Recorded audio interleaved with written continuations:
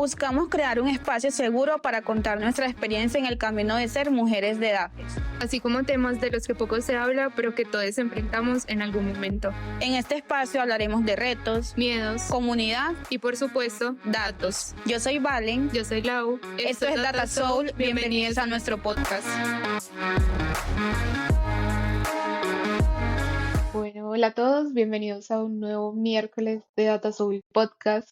Hoy tenemos un episodio especial, podría decir, porque es la primera vez que alguien nos contacta por el formulario que creamos para ser parte de uno de los episodios del podcast. Por si no saben, tenemos una página web que es datasoulpodcast.com, en donde pueden ver información de los episodios, algunos recursos que compartimos también, donde hemos estudiado acerca de datos, también comunidades de tecnología y demás. Pueden mirar por ahí como esa información y también en nuestras redes, que es @datasoulpodcast. Y en esta tenemos un formulario que es si alguna de las personas que nos está escuchando o que se ha dado cuenta del podcast y quiere ser parte de uno de los episodios, puede dejarnos ahí como la información y también una idea de qué quisiera contar en el episodio, y ya luego nosotras nos ponemos en contacto como para organizar toda la logística. Así que hoy tenemos a Juan David, quien se contactó con nosotras por medio de ese formulario, y hoy vamos a hablar un poco de su historia en tecnología. Bienvenido. Muchas gracias por abrir ese formulario para que más personas que las escuchan también puedan participar. Como yo en este instante no sabía que era el primero.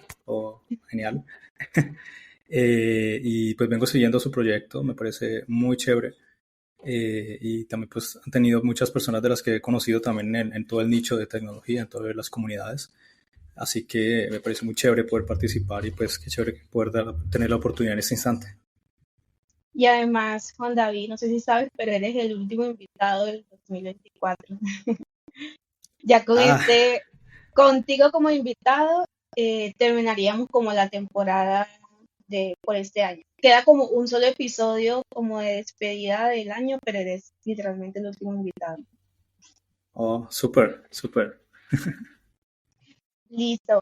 Bueno, Juan, como para no perder la costumbre que hemos realizado todo este año con nuestros invitados, nos gustaría conocer un poco de ti, saber cómo llegaste al mundo de la tecnología, qué es lo que más te gusta hacer, que nos cuentes un poquito de ti para que también las personas que nos están escuchando puedan saber un poco más de ti. Bueno, creo que esto lo han dicho bastantes personas, pero es algo que es común, que el tema es largo y enredado. Yo inicialmente, desde niño siempre me gustó mucho entregar, bueno, se los digo así, a mí me gustaba dañar los juguetes que me daban, sacarle el motor y jugar con lo que había dentro. A mí me regañaban mucho y yo lo que hacía era que me di cuenta, yo vuelvo y cierro los juguetes y no pasa nada, pues no se dan cuenta. Después mi mamá decía, pero esto ¿por qué está tan liviano? Entonces, desde muy niño siempre pensé que, no sé, algo que tuviera que ver con entender un problema y ver o no un problema, algo que podría de pronto usarlo en otras cosas que no necesariamente yo sabía qué era y para dónde iba. Entonces, pues que sé que son los principios de la ingeniería y la ciencia en general. Pero bueno, por cosas del destino y más que todo de la familia, más que, no tanto porque de pronto me dijeran es que tenés que estudiar esto, sino era más porque era lo que la mayoría había estudiado. La mayoría ha estudiado ingeniería química, por ejemplo, de mis tíos y mi padre, o algo que tiene que ver con agricultura o con agronomía. Entonces yo dije, no, yo tengo que hacer lo que hace la familia. E igual son cosas que me gustan. Entonces yo empecé estudiando 2 carreras que no las terminé. Y después dije, venga, pero es que a mí lo que me apasiona realmente es tecnología. Y de hecho, cuando yo vi las materias de programación, cuando estuve en las otras ingenierías, ahí me iba muy bien. Y sacaba buenas notas, me gustaba, lo disfrutaba. Ante personas pues que lo sufrían y no lo disfrutaban. Entonces yo decía, bueno, yo siento que esto definitivamente, yo creo que puede ser por acá. Y yo ya había pasado 5 años y yo dije, pues me voy a meter por acá. Nunca es tarde, dije, pues bueno, al carajo. Mis padres me siguieron apoyando y empecé por mi cuenta a estudiar pues cursos, digamos, yo ya sabía algunas cosas muy básicas de HTML. Había hecho algunos cursos leyendo guías, viendo código. Algunas personas me han explicado algunas cosas y me puse simplemente yo a practicar y hacer, aprender trabajando, ¿sí? Entonces yo inicié haciendo simplemente que maquetando websites, cosas muy sencillas, puro HTML y CSS. Empecé a ver todos estos videos de esta gente que apenas se llamaban, la gente de Platzi se llamaba antes, mejorándola, y daban como unos pequeños inicios como pincelados de cómo es la web y cómo es la web de HTML5 y todo el cuento. Y bueno, practiqué mucho, me volví muy bueno, fue pasando el tiempo. Después me metí a estudiar por fin ingeniería de sistemas, pero lo hice a la par de que iba trabajando y seguía aprendiendo. Tuve varios emprendimientos de cosas que no tenían nada que ver en absoluto y pues de lo que yo estaba haciendo también. Y pues no sé si de pronto me estoy alargando un poco. Eh, no sé si quieren que ahonde un poquito en esas cosas o siga hablando de cómo fue mi journey, como más o menos hasta acá con respecto a mi carrera. Listo. Yo quería preguntar también cómo te sentiste en ese, o cómo fue tu proceso mientras estudiabas y trabajabas. Siento que es una situación compleja. Yo lo viví solamente en el último semestre de la universidad, cuando ya hice las prácticas y estuve trabajando. Vi como dos materias, pero la verdad es muy pesado cuando uno trabaja como sacar el espacio y ya después si uno quiere hacer como un posgrado o algo, sí es complejo como empezar a dividir los tiempos. Sí, total. Bueno, a ver, yo empecé en el 2015 la ingeniería de sistemas. Yo en ese momento ya estaba trabajando.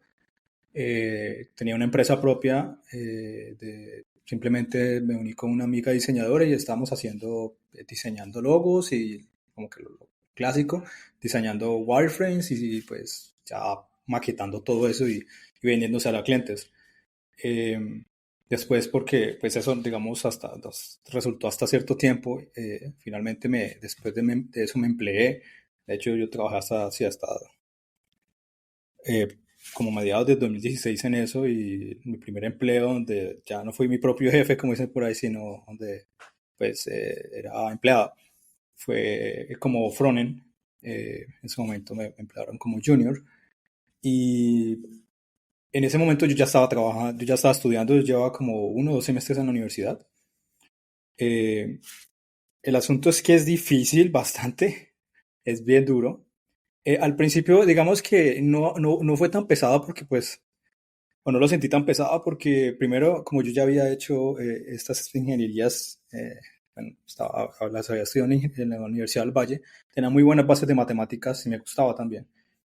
Cuando hice esto en la Universidad Cooperativa, que fue donde estudié ingeniería de sistemas, pues resulta que yo pues, sacaba, digamos, en 5 todos los parciales y me iba súper bien y no le tenía que dedicar demasiado tiempo en ese momento. Entonces digamos que yo el 80% por lo menos se lo dedicaba al trabajo, y porque en el trabajo era que yo aprendía lo que pues, necesitaba para seguir en mi carrera.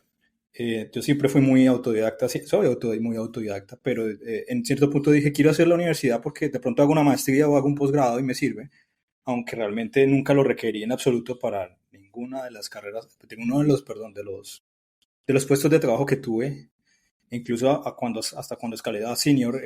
Pues como ustedes sabrán, muchos de ustedes que han estado también en todo esto, a uno le hacen una prueba en una empresa y a uno le preguntan específicamente sobre lo que para ellos es, les deja saber, hey, este man, esta chica sabe de esto, sabe a este seniority, puede hacer estas cosas, sí, contratémoslo, ofrezcámosle algo, no. Entonces siempre también me pasó así, que las empresas donde fui escalando, a la final se basaban siempre en eso, en qué sabe hacer usted y cómo lo hace, y eso es todo. Entonces yo sé que muchos de hecho hemos terminado estudiando o haciendo esta dupla así. Y más que todo en la mitad de la carrera y cuando yo tenía que trasnocharme estudiando para el trabajo, para aprender lo que yo tenía que hacer. Yo me acuerdo que mi primer empecé a trabajo de frontend fue mucho con React. Desde ahí hasta ese instante, 8 años, lo amo, lo adoro.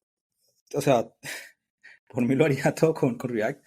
Pero fue muy duro porque yo tenía también bases todavía, podría decirlo, muy novatas de JavaScript. No entendía muchas cosas tampoco. Entonces me dio muy duro todo porque era un súper proyecto, súper grandísimo y donde tenía unas responsabilidades grandes. Pero eso me ayudó a pegar una saltada ni la berraca en mi carrera y me la pasé fue estudiando sobre eso. Estudiando porque tenía que mañana mostrar algo que no tenía ni idea de qué era. O sea, no sabía ni qué me habían preguntado, tenía que saber qué me habían preguntado, entenderlo, estudiarlo y volverme un maestro para mañana. entonces, entonces Y sí, una, me pasa muy así. Dime. y una pregunta, mientras estabas en ese proceso que estudiabas y trabajabas, ¿también apoyabas comunidades o este tema de apoyar Siempre, comunidades? siempre, eso siempre ha estado en mi vida desde que he podido. Eh, Resulta que yo empecé a ir a varias de estas comunidades, a varias de esas charlas, y me pasaba lo que le pasan a muchos que van por primera vez y que apenas están aprendiendo. Por ahí en el 2013 y 2014 que fui a la RubyConf en Medellín, RubyConf Colombia, eh, porque por alguna razón yo terminé aprendiendo a programar más que todo fue en Ruby y Ruby on Rails con Full Stack. ¿Y qué ocurrió? Yo veía todos estos duros, estas duras, estos gurús, gente super pro que sabe en las empresas por allá y todo en inglés y tal. Y me lancé como que voy a escuchar las charlas en inglés. Y yo empecé a ver esto y yo dije, pues madre, yo puedo hacer esto también. Yo sé, si esta gente está ahí, yo pues, eventualmente puedo llegar a un punto también donde pueda estar ahí o quién sabe si más. Entonces, donde le decía a mis compañeros, a mis amigos, amigas, hey, vayan a estas charlas si les interesa. Yo no entendí un carajo, por ahí de las dos primeras conferencias no entendí absolutamente nada. Pero vean, después de muchos años yo me podía ver, yo creo que yo esto alguna vez lo escuché. Y fui a ver y vi un pedazo de la charla esa que estuve yo en 2014 y dije, ya la entiendo. Wow, ¿en serio? A la final Entonces, las charlas son para eso, ¿no? Para inspirar también a los nuevos. Y ahí también tengo total. una pregunta como para ustedes dos. Yo he notado mucho que en los últimos eventos que se han realizado están siendo como cada vez más exigentes al momento de escoger las charlas que van a dar, como a los speakers, como a todo eso. ¿Ustedes creen que las charlas o digamos que los eventos en general siguen teniendo como ese enfoque o es importante que tengan el enfoque de que es para personas que apenas están iniciando? ¿Creen que también hay un espacio para la gente senior? O sea, como que yo como senior voy a ir a un evento porque van a dar esta charla que me va a ayudar con una cosa de mi trabajo. ¿Cómo lo ven ustedes? Bueno, no sé si puedo responder yo primero, pero eh, a ver, yo diría, en mi, en lo que yo he vivido, es más común en estas conferencias grandes, PyCon, RubyConf, NodeConf creo que se llama, JSConf, suelen haber, por lo general, entre medio a avanzado, es decir, charlas que normalmente las da, por ejemplo, alguien que inventó un framework, entonces normalmente son charlas de muy alto nivel de conocimiento que, pues, por ejemplo, cuando yo iba, pues yo no entendía un carajo de eso.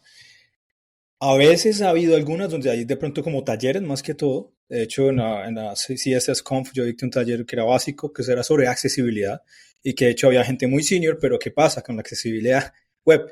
Que la gente muy senior y demás a nosotros nos siguen enseñando o no nos han venido enseñando que la web hay que hacerla con el frontend, hay que hacerlo con ciertas características técnicas para que sean accesibles a otras personas. Entonces estos talleres gustan mucho porque por eso, aunque son de un nivel básico, igual son que no son comunes, no son prácticas comunes dentro de los mismos senior, por así decirlo. Entonces, y en las comunidades sí suele haber un poco más, como más tendencia a tener charlas. Normalmente, al menos una o la mitad de nivel básico y de ahí avanzado a alto. Yo diría que es como más entre, sí, como entre comunidad se acerca más al novato y en las otras sí es como para los que ya, pues, tienen algo más de conocimiento más fuerte en N cosas. Sí, en mi caso yo también creo que los eventos más grandes hay como de todo un poquito, tanto de niveles muy básicos hasta temas nuevos y temas avanzados, pero cuando son comunidades más a nivel ciudad, comunidades que son como más pequeñas, en esas sí hay como temas más de personas que están iniciando, workshops como para practicar algunos temas y también de pronto temas intermedios, pero se enfocan más como en la población, en las personas que apenas están iniciando. Y de hecho iba a comentar algo como cuando estaba pensando en lo que íbamos a hablar del episodio, y era como que hay un factor común en los invitados que hemos tenido, y es que todos han estado en eventos de comunidades de tecnología o han sido parte de organizadores, de speakers, de personas que hacen workshops, y siento que eso es como algo valioso que tienen estos eventos, de no solamente como ir a aprender y como mencionaba Juan, de escuché un tema y recuerdo que lo escuché en alguna charla a la que fui, entonces me puedo devolver a ver esa charla y ahora sí como entrar más en contexto, aunque en ese momento cuando veía la charla no tenía ni idea de lo que me estaban hablando. Y también para conectar con personas, que eso es como lo más valioso del espacio, de uno poder conocer personas que no solamente las personas que están aprendiendo van a los eventos, sino que también otras personas que ya tienen más experiencia van por hacer simplemente networking o porque van a dar alguna charla. Entonces es un espacio donde conecta mucho a las personas que asisten. Sí, total, total. Lo del networking, que no lo mencioné, eso es vital. Incluso en las comunidades pequeñas. Eh, y justamente porque en la experiencia que tenemos, o que tengo pues con la comunidad que más, estoy como más metido en todo sentido, en la Rails Girls Cali, ha habido muchas chicas ya programadoras que han conseguido trabajos prácticamente en el mismo día, porque un patrocinador era una empresa grande que necesitaba gente y pues fue a echar ojo a ver qué veía de talento. Y también oportunidades de hacer trabajos con alguien más y muchas cosas. El networking es genial. De hecho, en los eventos más grandes, pues es como es justamente, hay incluso invitados internacionales. Pues por supuesto esto incrementa muchísimo más, pero eso es lo que yo siempre le digo a la gente: vayan, participen. La participación número uno y más básica es sentarse allá y escuchar a las personas y- e interactuar. Esa es la primera y la más importante. No sé si nos puedes repetir el nombre de la comunidad que mencionaste y como contar un poquito, porque yo creo que hay personas que nos están escuchando que no la conocen. No sé. Sí, ahí sí me escuchan, ¿cierto? La comunidad se llama Rails, como de Ruby Rails o Rieles, Girls, chicas. Y esto es un formato internacional, ¿no? Como Django Girls. eh, y cada capítulo de cada ciudad pues le coloca pues su nombre y la fecha. Ejemplo, Cali, es el que hacemos en Cali, el que organizamos nosotros. Y pues este lo hemos podido hacer desde 2016 y siempre hemos tenido pues apoyos de muchos patrocinadores y muchas chicas que han podido participar y meterse más en esto. Lo que les decimos muchas veces eh, esto no es ciencia de cohetes, pues no voy a decir que de la noche a la mañana se van a volver como Tony Stark, pues que aprendió física nuclear y no sé qué cosas. Sin embargo, en esos talleres lo que hacemos justamente es que al final del taller tenían, o bueno, cuando estaba Heroku en esa época como estaba, lograban tener desplegado un servicio, una tienda de postres, un Instagram como parecido, donde podían interactuar, tenían una base de datos y iban muchas chicas que de todas las edades, incluso algunas menores de edad, incluso hasta personas, mujeres de 50, 60 años. Cero que ver con la tecnología, pero las charlas que alcanzamos a dar les dio como otro espectro de: hey, mira, esto tan chévere, se puede hacer esto, se puede hacer un día, se puede hacer configurando cosas, no teniendo que estudiar álgebra lineal hasta que me mate o algo así. Entonces es eso, mucho de lo que se puede hacer. Muchas de estas chicas de hecho se terminaron, gracias a este tipo de eventos y a este evento específicamente, mover desde filosofía, psicología, otras ingenierías, contaduría, pues cosas que nada que ver al desarrollo, y algunas de ellas ya hasta pues como algo que contar, y es una historia de que como ya se fueron contratadas como programadoras. Y bueno, entonces es muy chévere. Es una de las comunidades que siempre estoy hablando por todos lados, por eso mismo, porque es eso, es mirar: hey, todavía seguimos con mucha brecha acá en la tecnología, todavía somos muchos manes. ¿Cómo hacemos para ayudarles a meterse en este barco también y ver que hay muchas cosas para empezar que no son tan trágicas como se la pintan a uno cuando entra a la universidad, ¿no? No es que eso no importe, no es que eso no sea necesario, pero hay otras formas de uno como hacer entrar a otras personas, pues, en este caso, pues, las chicas, a programación, al desarrollo web. Porque de hecho hasta les enseñábamos sobre el MVC, les enseñábamos sobre por qué una vista muestra esto mediante el controlador, pero digamos que de una forma en que pues, se pudiera entender incluso para personas que no tuvieran ningún background en tecnología. Entonces, bueno, ese es como un resumen. Sí, yo creo mucho en que todo lo que uno aprenda en la vida le va a servir para algo en algún momento. Y hace unas semanas fui a un evento donde están hablando más como de UI, de cómo diseñaban una página para Medipiel. Entonces la chica trabajaba allá y estaba hablando cómo diseñaban su página web y qué hacían cuando habían como estas temporadas de descuentos, Black Friday y todo esto.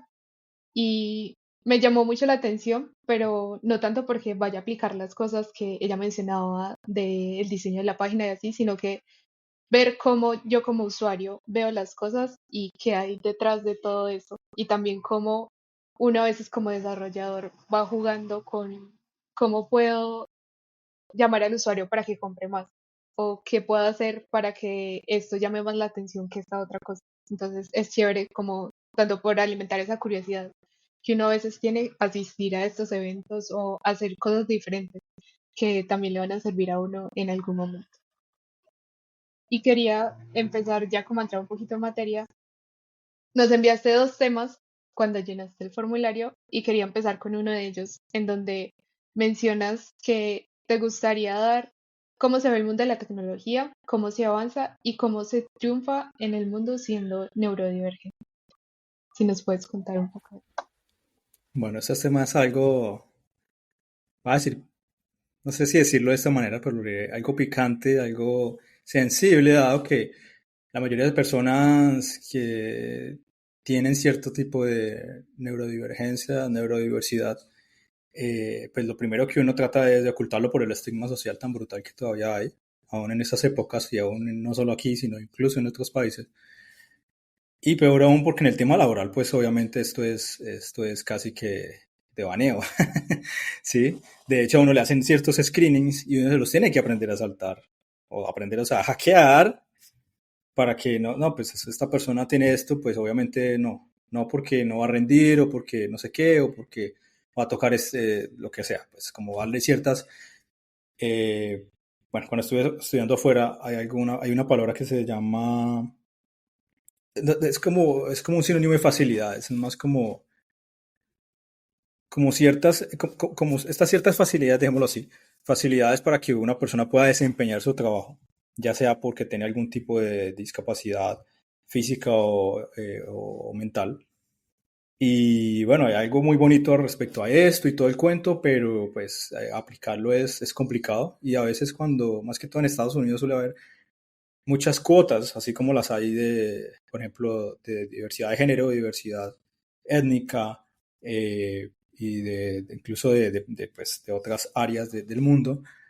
También la hay para ese tema mental, pero ¿qué ocurre? Pues terminan siendo cuotas, ¿no? No termina siendo algo que estas empresas en general digan, hey, de verdad, ¿qué acomodaciones, accommodations, como lo llaman? Tenemos que tener listas por si viene alguien, que necesariamente no va a ser una carga, no solo, pues, digámoslo así tal cual, no vamos a meter a la empresa una carga que nos va a hacer gastar dinero y no nos va a aportar nada. Más bien miremoslo, esa cantidad de skills tan brutales que puede tener esta persona y que ni siquiera hemos dado la oportunidad de ver qué tan brutales son, qué tan geniales son, y le aportamos y nos aportamos, ¿sí? Entonces, eso es lo que muchas empresas, y principalmente si hablo de nuestro país, pues casi que, esta es la primera, que lo tomen de esa manera. ¿Y qué nos toca a los que tenemos este tipo de problemas o enfermedades? Es que nos toca aprender a hacer mimos, aprender a hacer contorsionismo para que esas cosas, ciertas cosas no salgan. No decir, no, si usted tiene esto, usted pasa, pues yo no, por eso que no van a contratar, ¿cierto? O sea, no tiene sentido. A pasar de, hey, sí, yo tengo estas cosas, tengo estos problemas y ¿qué va a pasar ahí? Entonces, el tema, por ejemplo, con lo del déficit de atención es un tema tremendo, porque eso va incluso a la usabilidad web en general. Eh, lo que pasa con esto es que no hay suficientes acomodaciones por lo general, incluso en el sistema educativo. Entonces, siempre estamos teniendo, bueno, estos temas con el déficit de atención, por ejemplo, en el sistema educativo y demás que venía comentando. Eh, pues nada, eso se tiene en cuenta, ¿sí? Es decir, todos vamos a un pupitre, recibimos la clase de la misma manera, y pues digamos, hablo por mi caso específico, pero hay muchas otras eh, de estas enfermedades mentales que requieren cierto tipo de acomodaciones también específicas, ¿sí?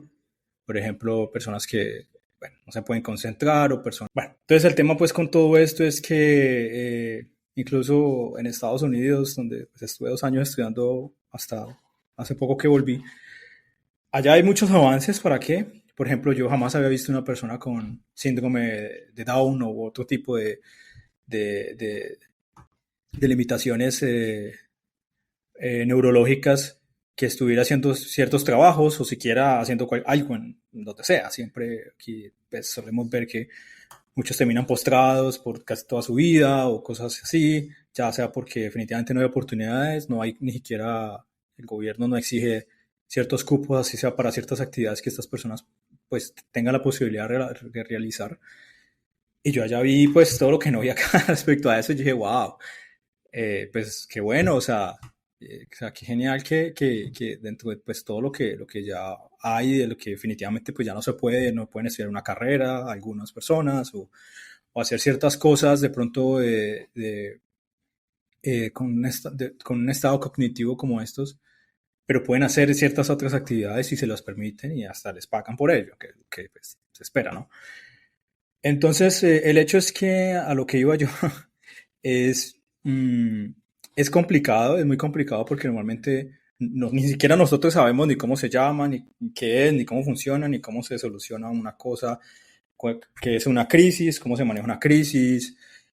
Todo el mundo está siempre, no, no tomes medicamentos, vos con tu capacidad mental y con tu querer, vos no, o sea, y eso es como decirle a una persona que se arregle la tiroides o que deje de tomar, de aplicarse insulina, pues Sí, pensando bien, ¿no? Pensando positivo. Porque sí. pues el cerebro es, de hecho, es mucho más complejo que muchos de estos otros órganos. Así que, y que de hecho son analogías que me han hecho en otro momento mis psiquiatras. Y lo digo así, yo sé, es una palabra que es bastante satanizada, o terapia, o psicología, o este tipo de cosas, pero pues nada, aquí esa fue también una parte que dije, hay que hablar de esto, nadie está hablando de esto, que a mucha gente le da miedo porque lo que sea, pero las cosas son así, funcionan así. Y lo que mencionaba era pues que es complejo por eso, porque mucha parte del sistema y de la familia y de la cultura y de la universidad y el trabajo, absolutamente todo el mundo está con una posición negativa respecto a todo esto, respecto a la misma realidad que tiene uno. Y uno en muchas ocasiones en conversaciones, en problemas, en lo que sea, uno no sabe cómo, o sea, uno cree que de pronto es que la persona es así, esta persona es así. No, la persona muchas veces tiene esta condición que hace que esto se vaya por ahí cuando hay un problema, cuando hay un inconveniente. Y eso lo vino aprendiendo yo en medio de muchos inconvenientes, incluso pues de todo tipo, incluso hasta de pareja, porque eso es algo pues que cuando hay una relación de pareja y la pareja no conoce muy bien esto, y si uno mucho menos, porque eso es muy común que uno mismo no lo conozca, porque no lo Ujú. diagnostican, porque no lo tratan, por lo que sea, pues entonces es muy común que muchas cosas se vayan, pues, por donde no Una es. crisis. Y Exacto. se cree como Entonces, un bueno, estigma. exacto. Entonces, muchas de esas cosas uno las aprende a manejar uno mismo a falta de muchas de esas ayudas o a falta de estas, como falta de direccionamiento, pues, que debería hacerse desde el sistema de salud y de la familia y demás. Entonces uno termina aprendiendo lo que finalmente le enseñan después, como estas personas especializadas en esto y que saben de esto y saben tratar esto. Y uno ve, pues yo ya lo hago porque yo llegué a este punto así, pero no toda la gente llega en eso y puede durar en un loop de lo mismo durante toda su vida y jamás llegar al punto de que pueda llegar a una estabilidad. Sí, Entonces, es que sí. siento también que es A la final yo siento que todos vivimos la vida a partir de lo que nos contaron nuestros papás y los papás de lo que le contaron sus papás y todo eso. Y tal vez como que las personas que presentan esta misma condición no tienen como la oportunidad también de investigar más o de ir donde otro profesional o de ver que realmente sí puede ser parte como de la sociedad y que sí puede hacer cosas y crear. Entonces, además que siento que también como que por esa razón se quedan en el lugar donde están, del que sus papás le dijeron, es que no puedes hacer esto. Por ejemplo, las personas que tú mencionabas con síndrome de Down, no, que síndrome de Down es como un niño y siempre te tenemos que cuidar hasta que tengas cierta edad. Y como que tú solo no puedes hacer nada cuando realmente no es así y hay muchas muestras ahorita en el mundo de eso. Mencionabas lo de las acomodaciones y eso me quedó sonando mucho, o como de esas, no sé, actividades de pronto inclusivas que dijiste que las viste en Estados Unidos, no sé si nos puedas dar como un ejemplo de eso, que tú creas como básico, es básico que las empresas tengan esto para personas neurodivergentes. Y también quería mencionar ahí que nos compartiste como que a veces el solo hecho de llenar un formulario puede no tener como todas estas cosas para que personas incluso que tengan alguna discapacidad visual puedan como llenar bien la información. Entonces también como desde la parte del UX, ¿qué has visto? Si has visto como temas de investigación o esto todavía es algo muy reciente. Pues como muy nuevo que las personas no se están enfocando tanto en esto, sino que se han seguido implementando las mismas cosas durante muchos años.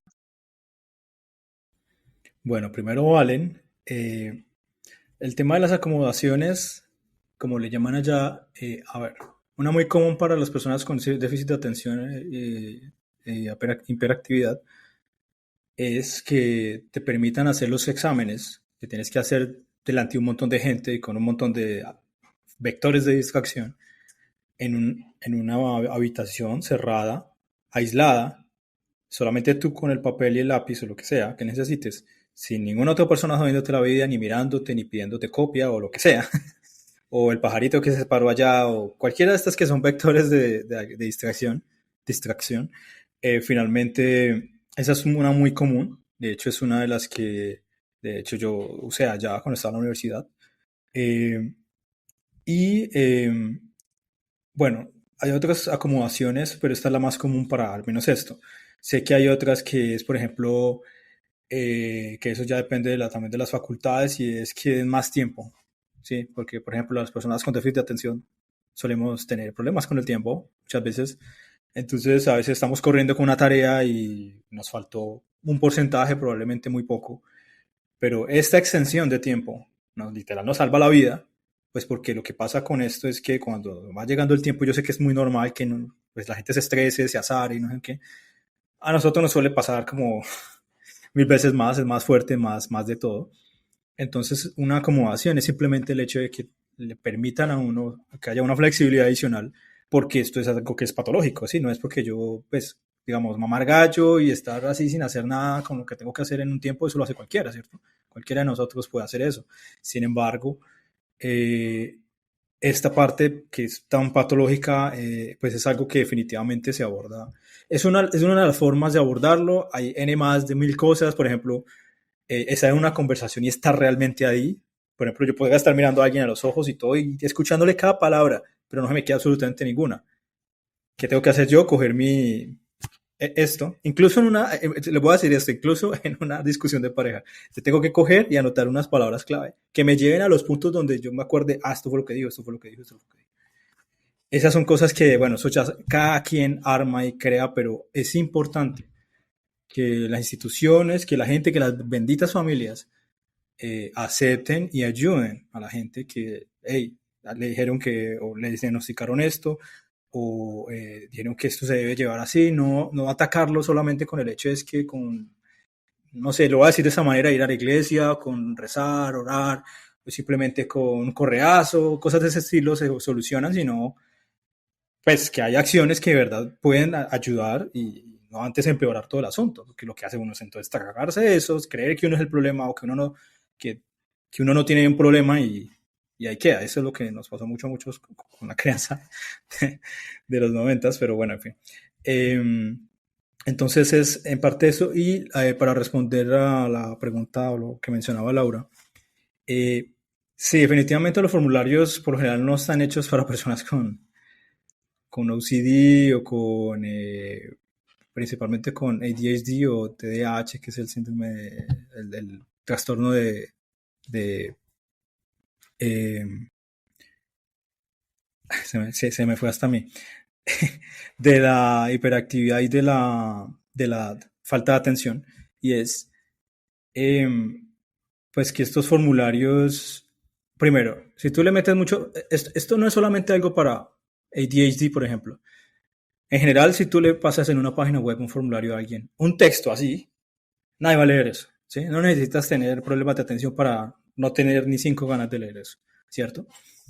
Entonces, empezando por ahí, ya sé que lo hemos hecho mucho en las páginas web, hemos tratado de bajar la cantidad de texto y de complejidad visual, y el minimalismo ayuda mucho, incluso para también personas con OCD.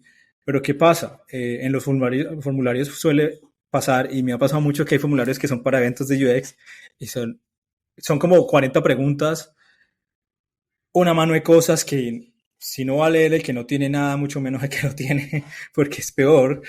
Y uno intenta y uno intenta y uno a la final no lee, uno no vuelve y trata de leer y uno no alcanza a leer, porque ese es el problema, eso es uno de los grandes problemas, ¿sí? La forma en la que se redacta tampoco ayuda para que uno pueda leer con facilidad, con rapidez o llegar al punto donde es. Entonces la gente deja de convertir usuarios en una página web y demás por algo tan sencillo como eso. Y no es ni siquiera nada técnico, es simplemente comunicación, es redacción, ¿sí? Eh, entonces, eso pasa muchísimo y justamente no hacía mucho me pasó algo así con un formulario que yo dije, yo no voy a leer esto, me interesa, pero no, esto no, o sea, qué falta de respeto está pues con respecto a lo que era algo muy relacionado a esto del UX, pero el formulario no tenía UX en ningún sentido absoluto. Sí, yo siento que son muchas cosas que uno no tiene en cuenta y en general, como mencionabas, incluso cuando uno está leyendo los términos y condiciones, tenemos que aceptar lo que nadie lee y que a veces es mucha información que la verdad no está aportando, sino que es más por llenar espacio, por poner un montón de texto, pero que no está haciendo nada útil. Sí, sí, total, bueno, los términos y condiciones es un desastre. Debería haber una forma ahora que tenemos tantas APIs de AI, pues de resumir o de, yo no sé, de hacerlo de que como que muestre las partes más graves, como, ves que si firmas esto, estás haciendo esto. Uy, espere un momentico, venga, yo leo lo demás. Mostrar como unos highlights y a la final ya uno se va, me interesa leer esto, ¿sí? Pues porque la gente a la final, pues, así esté algo bueno o no, sea con problemas o no de ningún tipo, pues siempre va a aceptar y ya porque necesita las cosas ya, ¿sí? Pero eso sí, sigue sin abordarse realmente. Sí. Y ahí tenía una pregunta cuando estabas mencionando como los temas laborales. ¿Alguna vez has tenido como algún problema con alguna empresa o como alguna situación en donde te hayas sentido, Discriminado. sí, La verdad no, qué pena con ustedes que creo que hay alguien que le dio la hermosa idea de martillar, entonces no sé si se escucha. No, no se escucha. El hecho es que, bueno, no, la verdad no, la verdad no. Ha habido, antes al contrario, he tenido apoyos eh, fuertes en que he tenido más tiempo a veces, he tenido ciertas flexibilidades para algunos trabajos en específico, para algunas tareas. Y de hecho agradezco mucho haber estado en esas empresas en ese momento porque aunque realmente, pues primero, pues uno no lleva directamente a las empresas esto como que, pues porque da un miedo terrible de que solo por eso ya te saquen. Entonces, pero uno siempre empieza a mostrar, no, mira, es que yo solo tenía problemas con esto y esto, entonces vení, ¿cómo te ayudo? Entonces, siempre los jefes que tuve, que estuvieron como de pronto a cargo del área pues mía, aunque yo desde el 2019 trabajo pues ya remoto, siempre estuvieron muy dados siempre estuvieron muy dados a ayudar y ver cómo pueden ayudar desde, pues sí, desde sus puestos, pues desde sus posiciones. Y ya de ahí pues ya salí hacia la universidad y en la universidad en Estados Unidos pues hay un centro completo, única exclusivamente para todo esto. Uno se inscribe, dice yo tengo esto está diagnosticado, tales, y ellos dicen cómo le pueden ayudar a uno, qué pueden hacer, le envían a los profesores, venga, esta persona requiere de estas facilidades o de estas flexibilidades, y gracias a eso también, y gracias a cómo he trabajado yo durante pues, todo este tiempo en estas otras empresas, es que yo sigo acá también, ¿sí? No, esto no es gratis, yo sin estas ayudas y sin todo esto no estaría aquí donde estoy yo en este momento de mi vida profesional y académica, etcétera. Es evidente cómo has como abrazado obviamente el tema y cómo has aceptado y sí, abrazado creo que es mi palabra preferida para describir cómo lo estás diciendo ahorita. En algún momento, digamos antes de pronto cuando no sabías que tenías eso, no estabas diagnosticado o cuando supiste que estabas diagnosticado, quisiste ser como otra persona o no lo quisiste aceptar o ya tú literalmente lo introduciste y dije como, ah, bueno, eso explica muchas cosas, entonces ya voy a vivir mi vida de esta manera. Pues yo empecé a hacer así como empieza todo el mundo, creo yo. Es que, bueno, me dicen, vos tenés esto, por eso es que pasa esto, por eso es que eso es así, o por eso es que actúas de esta manera, por eso reaccionas de esta manera, hacia X, Y, Z, W, etcétera. Es como que, ok, tiene sentido, ok, listo, hay unas medicinas que me ayudan a limitar o a mejorar o a lo que sea. Pero definitivamente es bastante bravo el tema de, de cómo todo el mundo se quiere meter y todo el mundo se volvió psiquiatra, ¿no? Y todo el mundo es, no, bueno, ahorita haces eso, pues es normal, pues todo lo que haces más que todo el mundo. Pues sí, es que resulta que una algo que se llama hyperfocus dentro de esto que yo tengo, eso es lo que hace que yo pueda hacer una actividad que es de un mes, lo hago en un día y lo hago mejor que nadie. Pero eso no es gratis tampoco y eso me desgasta brutalmente a nivel mental, emocional y demás. Y pues sí, yo he logrado un montón de cosas, he hecho cosas, he viajado, lo que sea, pero de nuevo también es porque esto hace parte de, y sí, sí ha ayudado en ciertas cosas, pero es eso mismo, es sí, o sea, es dentro del mismo paquete. Y creo que olvidé por completo, sí, porque estaba haciendo la abrebocas a lo que me dijiste, Valen, que específicamente más me habías preguntado, qué pena contigo. Perdón. Que si cuando, en algún momento cuando te diste cuenta, cuando fuiste diagnosticado, quisiste ser como alguien. O sea, o sea, tuviste como en algún momento, un momento de negación, como dijiste, no, yo que me voy a tomar esa medicación, no, yo sí puedo hacer como esta X persona, o trabajar así. A mí me pasó, yo diría, yo no sé si decirlo así, pero yo siento que fue lo contrario. Me refiero a que durante toda la vida yo decía, pero yo porque yo soy así, porque me pongo así por ciertas cosas, porque reacciono así, bueno, lo que he dicho al principio. Yo buscaba ese por qué. Yo decía, eso no debe ser normal, porque pues no sé que no todo el mundo le pasa, no, pues, yo siempre estoy viendo a mi alrededor todo y cómo funcionan las cosas y la gente, y yo dije, pues esto no es de todo el mundo y qué ocurre. Bueno, ahí me dan un nombre pues al tema y me dicen, esto va por acá y esto es así porque es así. Yo digo, yo antes lo que siento es un alivio, yo digo, por fin, sé que esto tiene nombre, sé que esto eh, existe, que existe algo, que pues sí, tengo algo, pero pues tiene nombre y se puede trabajar y se puede tratar y lo que sea. Entonces, de ahí se vino pues un montón de cosas pues obviamente yo no lo decía a los cuatro vientos porque eso todavía seguía siendo un estigma brutal. Ahorita de hecho es lo más público en toda mi vida que estoy haciendo esto, pero, pero eso ha sido un trabajo propio, personal, pues sí, aceptar cómo es la vuelta, cómo es todo, el tratamiento que debo hacer, cómo debo cuidarme, y etcétera. Y que finalmente, pues, ya, por ejemplo, le diga a gente, mira, no, si te sentís así, vas a buscar la ayuda y la ayuda no solo ya terapeuta, porque eso ya es muy normal y ya es un poco más como aceptado socialmente, es decir, ya la gente no le dicen loca por ir a un psicólogo, pero a un psiquiatra sí, bastante todavía. Entonces, y que no, es que me dijo que tengo que ir al psiquiatra porque es que yo sufro de depresión, es que eso son cosas que la mente tiene dos partes, ¿no? Es la física y es la mente, conciencia y etcétera, que es la más complicada de todas. Y uno cuando trabaja estas cosas, uno tiene que trabajar la dupla, uno tiene que trabajar psicología y psiquiatría. no se puede hacer de otra manera, no se puede hacer una sola. O sea, es decir, si tú tienes algo que es de psiquiatría, sí o sí debes llevar también terapia. No incluye lo opuesto, pues algo que sea solo de terapia, pues no necesariamente se tiene que trabajar en psiquiatría. Porque lo de la psiquiatría es, por ejemplo, cuando tú tienes cierta química de tu cerebro y esa química de, cerebro, de tu cerebro, específicamente de no funciona como la de los demás. Está más alto de dopamina o menos de dopamina o más de esto, entonces por eso sufres depresión, cosas de ese estilo. Eso sí o sí ya va por ahí. Entonces, sí, pues, y específicamente no, realmente nunca quiere ser alguien más. De pronto diría yo, pues, en ciertos momentos donde esto definitivamente es algo que es negativo para conseguir empleo o algo así, pues que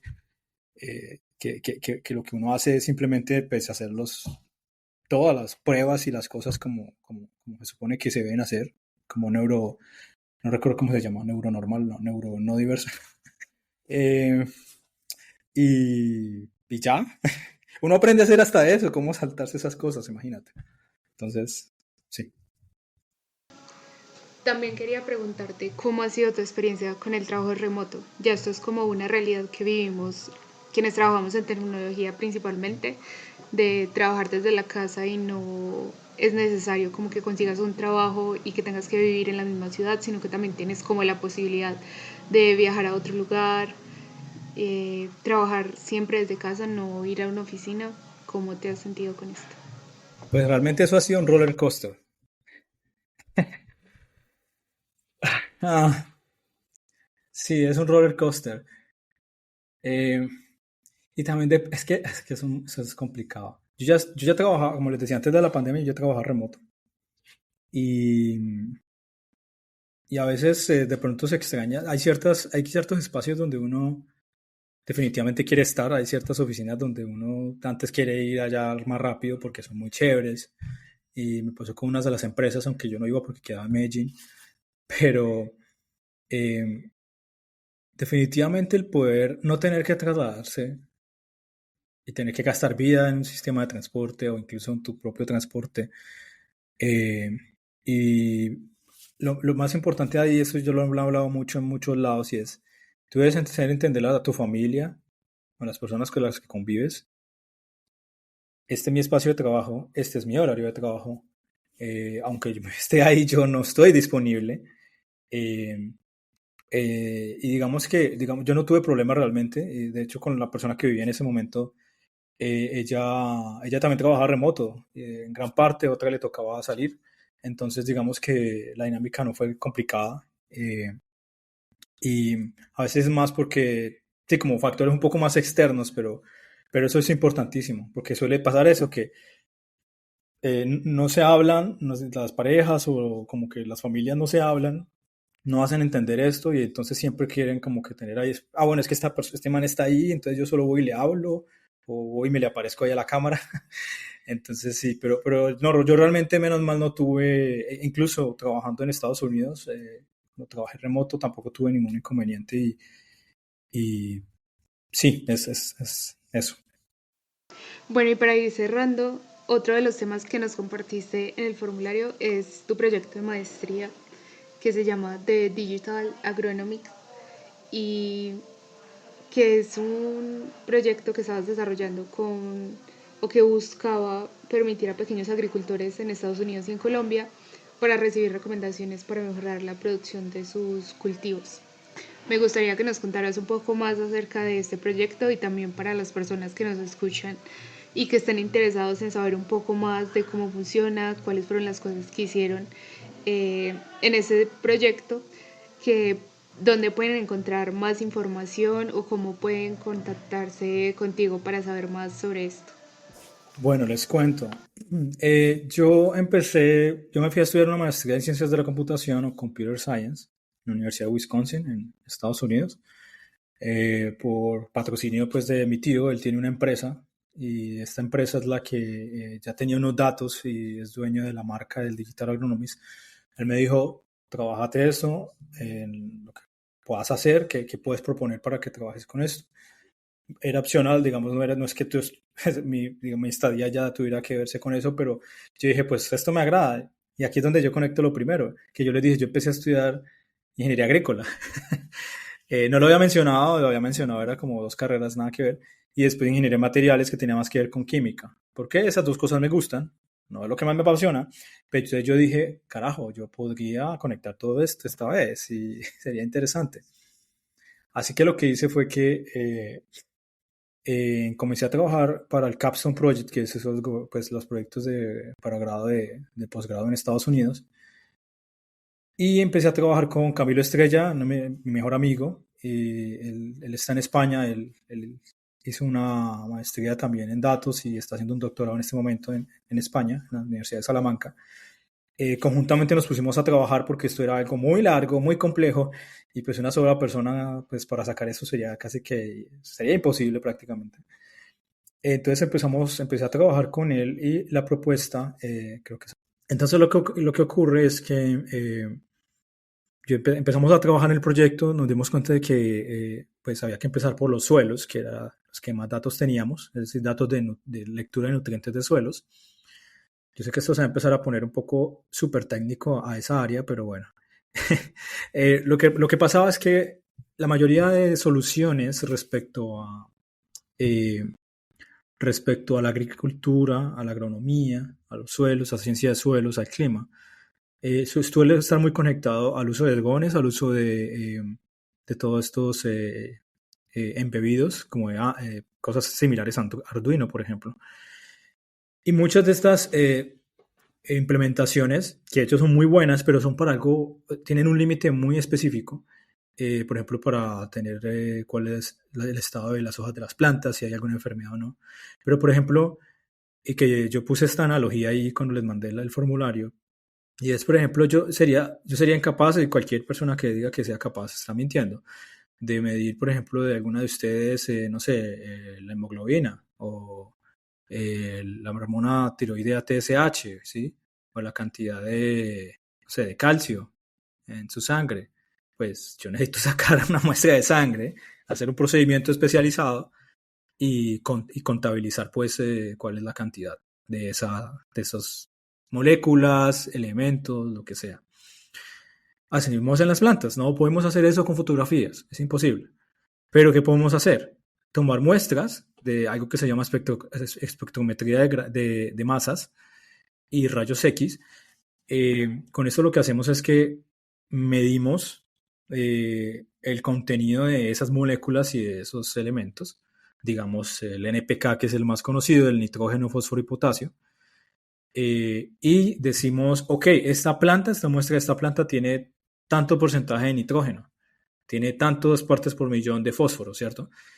¿Para qué todo esto? Para que al final, cuando tengamos todos esos nutrientes, podamos decir, hey, según estos cultivos, estas muestras que hay, estas condiciones, podemos predecir y podemos predecir dos cosas: cómo va a ser el rendimiento del cultivo y cómo va a ser también qué se necesita de fertilizante realmente, ¿sí? No solamente echar triple 15 por un área específica y envenenar el suelo porque sí, porque eso es lo que siempre pasa, sino qué necesita exactamente cada área de esto. Entonces, es algo que no se está trabajando de esta manera porque es algo muy costoso y muy complejo.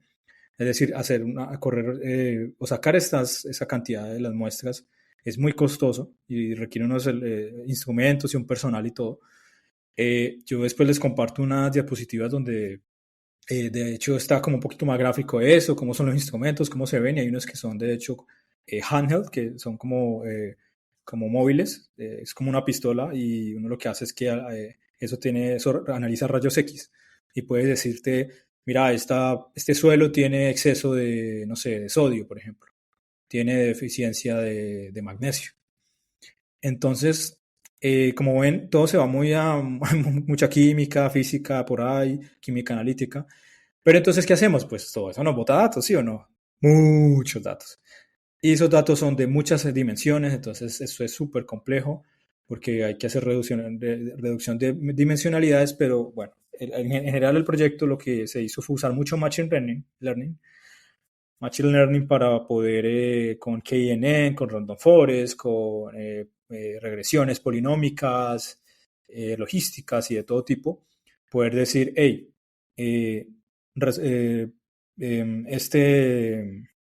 a ver, lo conecto con otra cosa que no mencioné. Resulta que nosotros tenemos muchos datos faltantes, ¿cierto? Entonces, por ejemplo, una de las lecturas que más faltaba, sí, solo porque es que ese instrumento es o sea, ese es un elemento que es muy difícil de medir porque es muy poca cantidad, es el boro. El boro, entonces, lo que llegamos a hacer en el proyecto, que al final se transformó en esto, ese capstone, fue en que pudimos predecir esa variable entre todas las correlaciones que hay entre todas las variables, es decir, los nutrientes, ¿sí? Boro, magnesio, manganeso, zinc, calcio, nitrógeno, fósforo, potasio, cobre, bueno, no sé si ya repetí, azufre. Entre todas esas, esa que está faltando, que nos falta el 60% de los datos, ¿cómo la podemos llenar con pues, Machine Learning? Entonces, pudimos hacerlo principalmente con Random Forest, y nos dio cerca del 95% ¿cómo se llama? La predicción nos dio 95% olvidé el término. Pues de que pues era esa la predicción, pues, de que estaba cercano al accuracy, exacto. Y dijimos, bueno, acá hay un montón de oportunidades, porque si no podemos sacar el boro, lo podemos sacar con matemáticas y además seguir en lo que ya estábamos haciendo, que era poder predecir con todas las variables cómo va a estar la planta y todo el cuento. En un resumen es eso. Eso tiene de ancho y de largo, pero también hay una charla por aquí, en el PyDay, lo dimos así remoto, ahí explicamos también bastante el tema. Entonces, para los que Quedó lo quieren ver. grabado. Sí, está grabado. Nosotros explicamos todas las diapositivas y hablamos de todas esas ñoñerías. Porque hay mucha matemática y mucha álgebra lineal. Entonces. No, estoy segura que a alguien que nos está escuchando le interesará, entonces vamos a dejar esa grabación en la descripción del episodio. Sí, entonces no me acuerdo, o sea, bueno, creo que era de explicar un poco cómo era el proyecto. Y pues creo que en resumen es ese y la oportunidad de seguir trabajando. Yo sigo trabajando con esta empresa estando desde acá en este momento. Y con Camilo, el que está en España, sacando más, haciendo puras curvas de fitting, como saber si hay overfit o underfit, con el machine learning, pues que de todo lo que estamos corriendo, si el training está bien o está mal. Entonces eso es larguísimo. De hecho, el último reporte que hicimos fue de más de 150 páginas a punta de gráficas y explicaciones. Y pues ya, en esas estás quedando yo en este instante. Gracias, Juan, por acompañarnos en este espacio, por abrirte también y contarnos parte de tu historia, parte de cómo ha sido tu camino en el mundo de la tecnología como una persona neurodivergente, y también por compartirnos parte de tu proyecto. Les vamos a dejar en la descripción toda la información para quienes quieran saber más y también el enlace a la presentación que hicieron en el PyDay y por supuesto tus redes para que te puedan contactar y saber más información al respecto. Sí, de hecho les agradezco muchísimo por este espacio y espero, le estaba contando a Valen, sé que no alcanzaste a escuchar, de que yo también quería hacer algo hace mucho porque pues siempre tengo un montón de cosas por decir y por compartir, y también quería hacer una especie de como de podcast, algo similar, pues no sé si exactamente similar, pero sí con más variaciones, porque pues yo estoy metido con muchas cosas de astronomía, de fotografía, y entonces quería como hacer algo así. Entonces les dejaré saber obviamente cuando lo tenga para que podamos colaborar, sería genial. Claro que sí, por acá las puertas abiertas para que puedas volver y podamos compartir más y hablar más sobre esos nuevos proyectos. Súper. Muchas gracias, Juan. Fue un placer tenerte acá.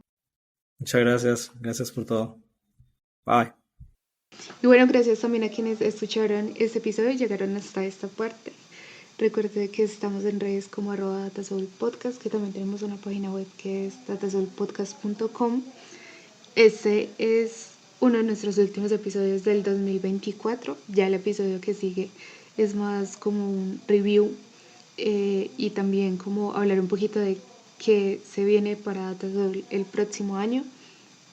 Así que en la próxima semana vamos a estar compartiendo ese episodio en nuestras redes. Y nada, gracias por acompañarnos un año más en este podcast. Gracias. Chao. Bye.